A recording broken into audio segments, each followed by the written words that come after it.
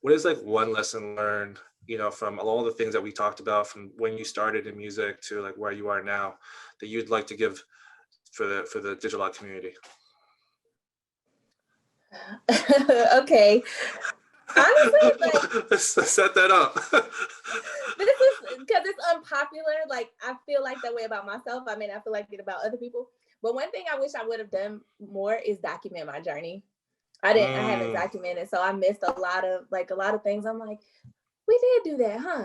I did put that together, So make sure you're documenting the process. That's my little personal thing. But for anyone else, I think one thing I would say is know your core values and make sure that everything you do is in line with that.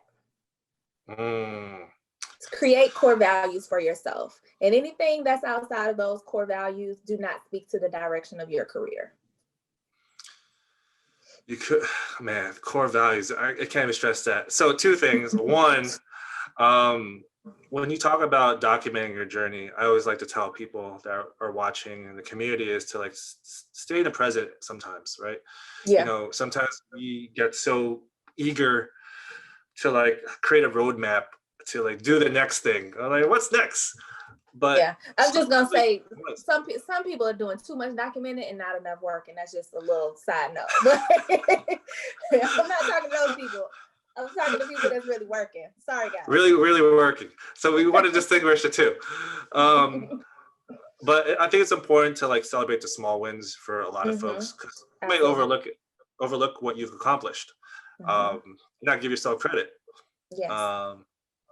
And it's important that you have the confidence, and for a lot of young folks to like say like, okay, I was able to put together this show for this artist.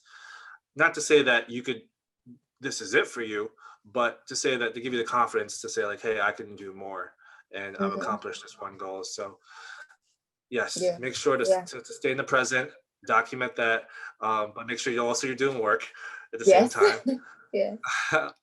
And then two, I think the biggest thing for a lot of folks is, when you're being questioned about going outside your core values, you always have something to go back to.